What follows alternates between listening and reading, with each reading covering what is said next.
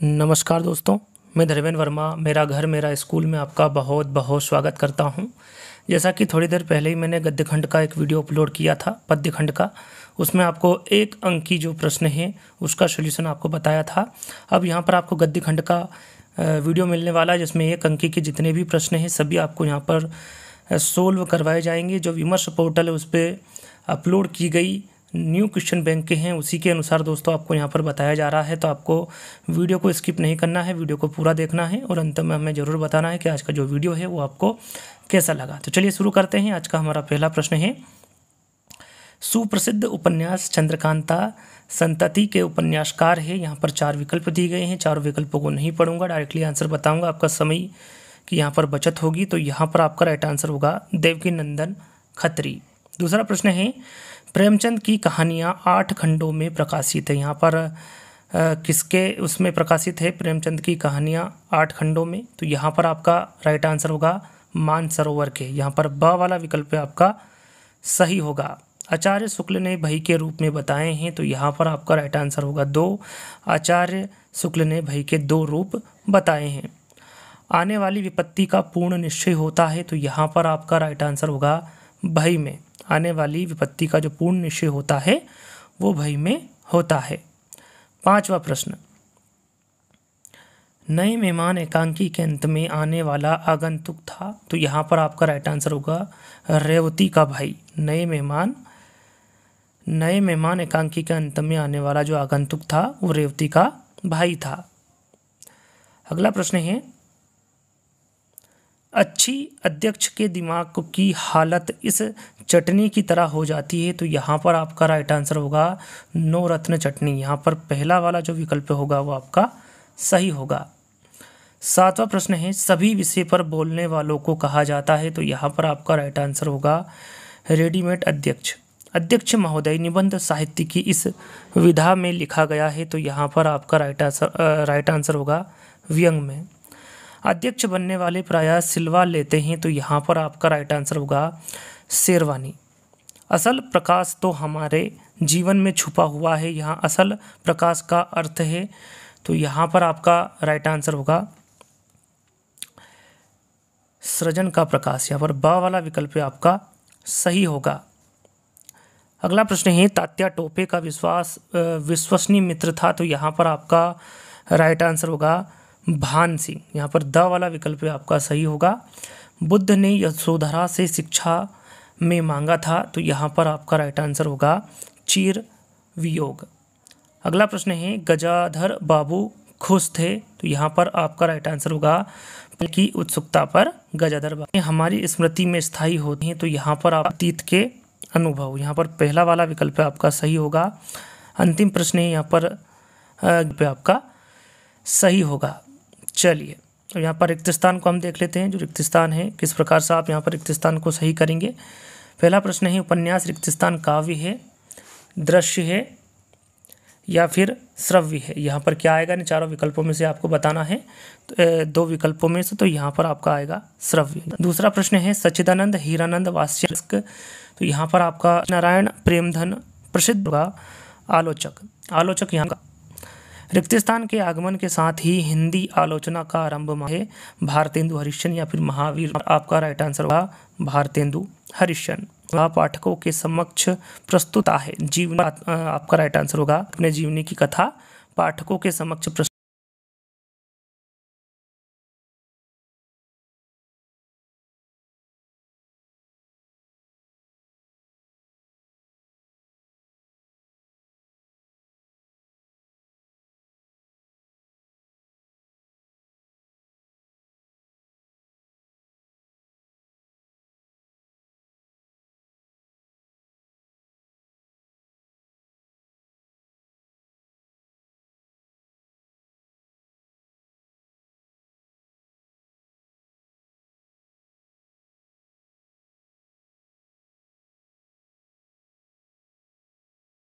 भय जब स्वभावगत हो जाता है तब रिक्त स्थान कहलाता है कायरता या फिर भागना?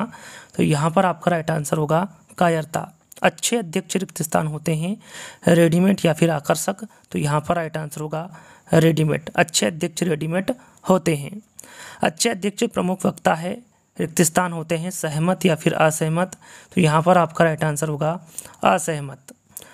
पुस्तक किसी रिक्तस्थान की तरह मेरी पीठ को सहलाती हुई मुझे ढांढस बंधाती आई है। रिक्तस्थान, नवयुवक, बुजुर्ग। यहाँ पर रिक्तस्थान की जगह नवयुवक फिर बुजुर्ग। तो यहाँ पर आपका राइट आंसर होगा मेरी पीठ को सहलाती हुई मुझे ढांढाई है। तो यहाँ पर क्या आएगा, नाम था यशोदा, यशोधरा। तो यहाँ पर जो गौतम बुद्ध की पत्नी का नाम था वो यशोधरा था। क्या था, यशोधरा। गीता की योजना रिक्तस्थान में की गई है। तो यहाँ पर आपका राइट आंसर होगा महाभारत। गीता की योजना महाभारत में की गई है। सूत्रात्मक शैली के प्रणेता रिक्तस्थान है, रामचंद्र शुक्ल है, उषा प्रियवरदा है। तो यहाँ पर आपका राइट आंसर होगा रामचंद्र शुक्ल। सूत्रात्मक शैली के प्रणेता रामचंद्र शुक्ल है। तो यहाँ पर आपका रामचंद्र शुक्ल राइट आंसर होगा। चलिए अब यहाँ पर देखिए सत्य असत्य को हम जान लेते हैं, कौन सा सत्य है कौन सा असत्य है। द्विवेदी युग के प्रवर्तक महावीर प्रसाद द्विवेदी है। यहाँ पर जो कथन है ये सत्य है या फिर असत्य है, इसके बारे में आपको बताना है। तो यहाँ पर जो पहला वाला विकल्प या फिर प्रश्न रहेगा वो सत्य होगा। नाटक और एकांकी में कोई अंतर नहीं है। तो यहाँ पर असत्य होगा। किशोरीलाल की इंदुमती पहली कहानी है। तो ये बिल्कुल सही है, तीसरा वाला विकल्प आपका सही होगा। एकांकी दृश्य काव्य का रूप होता है। तो यहाँ पर जो चौथा वाला विकल्प होगा वो सही होगा, यानी कि पहला, तीसरा, चौथा सही होगा। और जो दूसरा वाला विकल्प है ये असत्य होगा। चलिए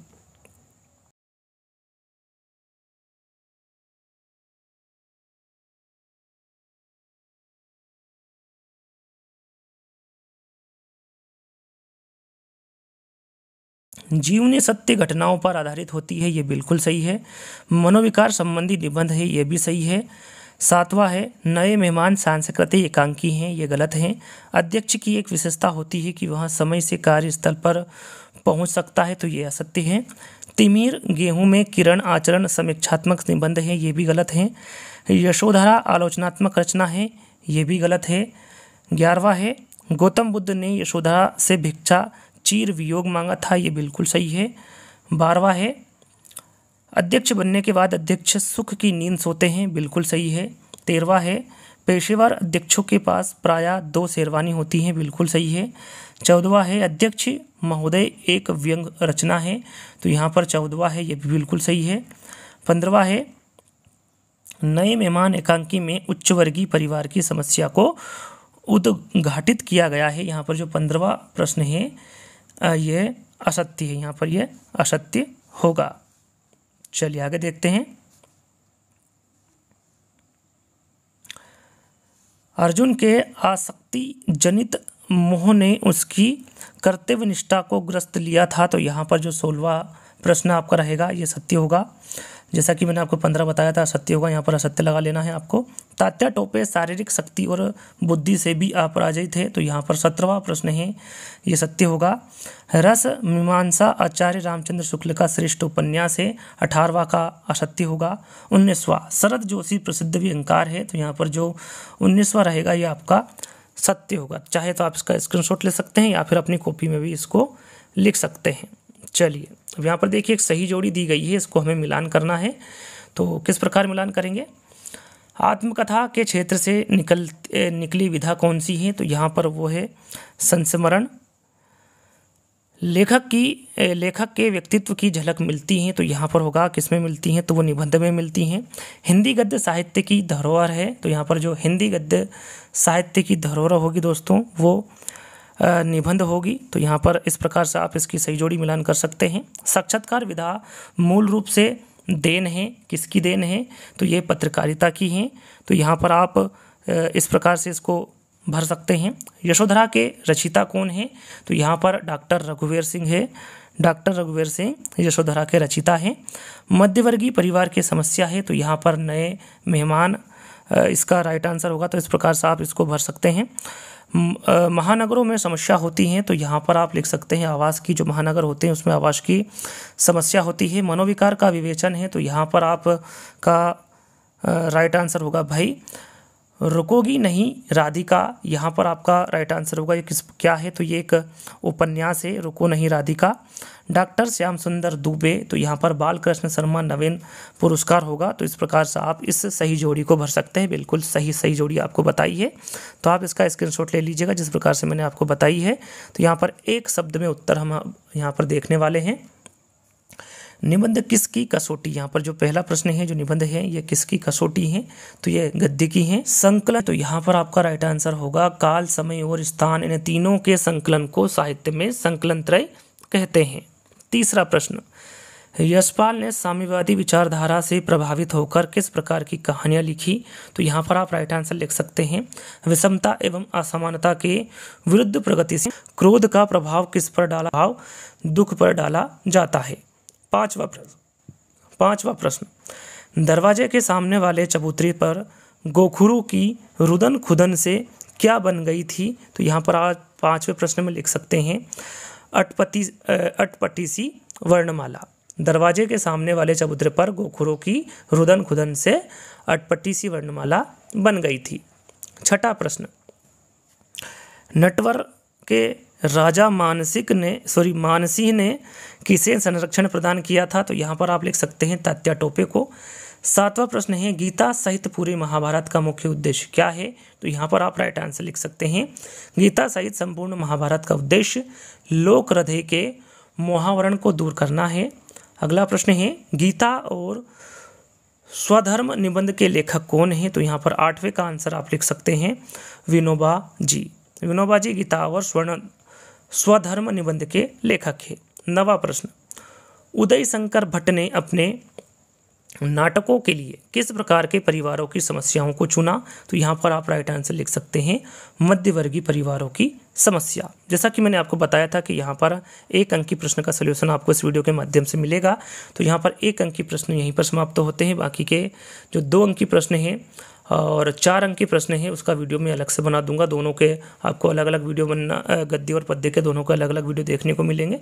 तो आज का वीडियो आपको कैसा लगा आपको कमेंट्स के माध्यम से बताना है। अच्छा लगे तो लाइक करना है, शेयर करना है और चैनल को सब्सक्राइब कर लेना है। तो जल्दी दोस्तों नई वीडियो के साथ मिलेंगे, जब तक के लिए धन्यवाद।